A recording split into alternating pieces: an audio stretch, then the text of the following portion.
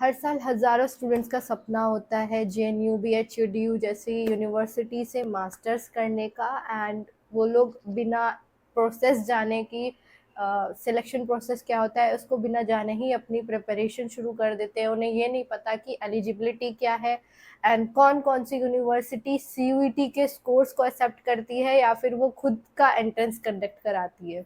And कुछ student सिर्फ counselling या फिर एलोकेशन प्रोसेस को ना समझने की वजह से पूरी एडमिशन की अपॉर्चुनिटी मिस कर जाते हैं।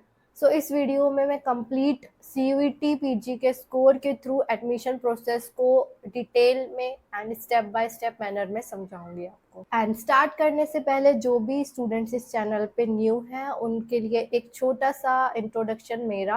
मेरा नाम जुलेखा है। मैंने अपना मास्टर्स जेएनयू से किया है ज्योग्राफी में and after that I have qualified UGC NET JRF और अब मैं दिल्ली यूनिवर्सिटी से पीएचडी कर रही हूँ इन ज्योग्राफी। एंड इस चैनल पे मैं CUET PG geography and UGC NET JRF से related admission process preparation strategy से रिलेटेड गाइडेंस प्रोवाइड करती हूँ। तो शुरू करते हैं सबसे बेसिक क्वेश्चन से, what is CUET PG geography. अगर आप किसी भी यूनिवर्सिटी में, मेजर यूनिवर्सिटीज जितनी भी सेंट्रल यूनिवर्सिटी हैं, स्टेट यूनिवर्सिटीज हैं, अगर आप वहाँ से एमए ज्योग्राफी करना चाहते हैं तो उसका सबसे पहला स्टेप होता है सीयूईटी पीजी का एंट्रेंस देना। पहले क्या होता था कि हर यूनिवर्सिटी अपना एंट्रेंस कंडक्ट कराती थी, बट अब 2022 से सीयूईटी का एक मैंडेटरी पेपर है जो हमें देना पड़ता है एंड उसके बेसिस पे आगे हर यूनिवर्सिटी उस स्कोर को ही बेसिस मान के हमारा एडमिशन करती है, लाइक उसी के बेसिस पे कट ऑफ बनती है। तो अगर आप किसी भी यूनिवर्सिटी से, सेंट्रल हो या स्टेट यूनिवर्सिटी हो, जितनी भी मेजर यूनिवर्सिटी है, अगर आप वहाँ से एमए ज्योग्राफी करना चाहते हैं या फिर एमए करना चाहते हैं किसी भी सब्जेक्ट में, तो आपको सीयूईटी पीजी का एग्जाम देना पड़ता है। सबसे पहला स्टेप है सीयूईटी पीजी का entrance exam. CUET PG basically एक नेशनल लेवल का एग्जाम है जिसके थ्रू जितनी भी यूनिवर्सिटीज हैं वो अपने जो पोस्ट ग्रेजुएट प्रोग्राम्स है उसमें एडमिशन लेती हैं। सो अगर आपका टारगेट किसी भी यूनिवर्सिटी से एमए करने का है तो सबसे पहला जो आपका हर्डल होगा वो आपका CUET PG geography CUET PG entrance exam होगा। हमारा नेक्स्ट सवाल है कि कौन सी यूनिवर्सिटी सीयूईटी पीजी के मार्क्स को एक्सेप्ट करती है। As we are geography student तो और भी हर सब्जेक्ट की एलिजिबिलिटी अलग अलग होती है।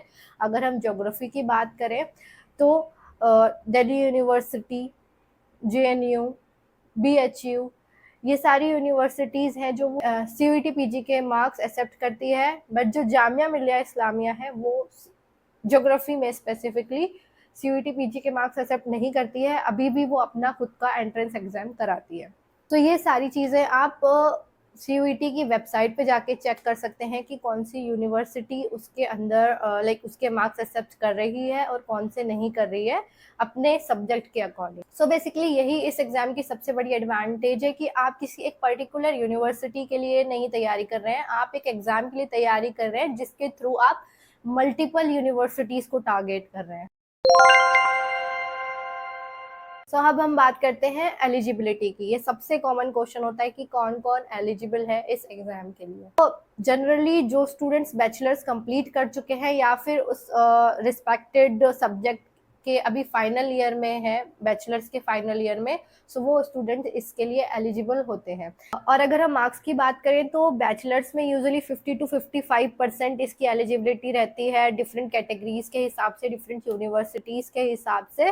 तो जनरली आपको 50 to 55 मार्क्स यूजी में स्कोर करना पड़ेगा सीयूईटी पीजी का एंट्रेंस एग्जाम देने के लिए। इसलिए आप अप्लाई करने से पहले एक बार जिस यूनिवर्सिटी में आप अप्लाई करना चाहते हैं उसका एक बार एलिजिबिलिटी क्राइटेरिया जरूर चेक कर लेना। जनरली मैंने बता दिया क्या होता है, बट उस पर्टिकुलर यूनिवर्सिटी का आप जरूर चेक करें। एंड स्पेशली अगर नॉन ज्योग्राफी स्टूडेंट्स की बात करें जिनका बैकग्राउंड ज्योग्राफी का नहीं था तो उनके लिए ये बहुत ही ज़रूरी हो जाता है, क्योंकि हर यूनिवर्सिटी ज्योग्राफी से मास्टर्स भी नहीं कराती है आपको अगर आपका बैचलर्स में ज्योग्राफी नहीं था। As I am a non geography background student तो लाइक मैं कुछ ही यूनिवर्सिटी के लिए एलिजिबल थी, जैसे जेएनयू के लिए, सेंट्रल यूनिवर्सिटी ऑफ हरियाणा के लिए, दिल्ली यूनिवर्सिटी के लिए एलिजिबल नहीं है हम। अगर हम ज्योग्राफी एज अ ज्योग्राफी हमारा बैचलर्स में नहीं था, हम जामिया के लिए एलिजिबल नहीं है, बीएचयू के लिए एलिजिबल नहीं है। तो ये चीज़ आप ध्यान रखिए, आप जब अप्लाई करेंगे तो एक बार यूनिवर्सिटीज़ का ज़रूर आप एलिजिबिलिटी क्राइटेरिया चेक कर लें। So basically computer based test होता है ये। इसमें 75 क्वेश्चन होते हैं आपके सब्जेक्ट स्पेसिफिक, सिर्फ सब्जेक्ट से रिलेटेड क्वेश्चन पूछे जाएंगे, एमसीक्यू फॉर्मेट में होगा। सो 75 क्वेश्चंस होते हैं, ईच क्वेश्चन 4 मार्क्स का होता है, इट मीन्स 300 का आपका टोटल पेपर होता है। और 1 मार्क्स आपका नेगेटिव मार्किंग के लिए कट होता है, मतलब आपकी अगर एक आंसर गलत होता है तो आपका 1 मार्क्स कम हो जाएगा उन राइट आंसर्स के जो मार्क्स मिले थे उसमें से। सो 1/4 नेगेटिव मार्किंग होती है। और आपका एडमिशन लार्जली इसी एंट्रेंस एग्जाम पे डिपेंड करता है कि आप जितना अच्छा स्कोर करेंगे आपके एडमिशन के चांसेस उतने ज़्यादा ही बढ़ जाते हैं। सो इसी वजह से प्रिपरेशन स्ट्रैटेजी बहुत ही इम्पॉर्टेंट हो जाती है इस एग्ज़ाम के लिए। कई स्टूडेंट सिर्फ इस एग्ज़ाम के सिलेबस कंप्लीट करने पे ज़्यादा ध्यान देते हैं। सक्सेसफुल स्टूडेंट होते हैं वो मोस्टली फोकस करते हैं PYQs पे, मॉक टेस्ट पे, कॉन्सेप्ट्स पे, रिवीजन पे। सो आपको अगर अच्छा स्कोर करना है इसमें तो आपको इन सभी चीज़ों पे ध्यान देना पड़ेगा बहुत ज़्यादा। अब इसके बाद नेक्स्ट क्वेश्चन आता है कि एक्चुअल में एडमिशन होता कैसे। देखिए, सबसे पहले आप देते हैं एंट्रेंस एग्जाम।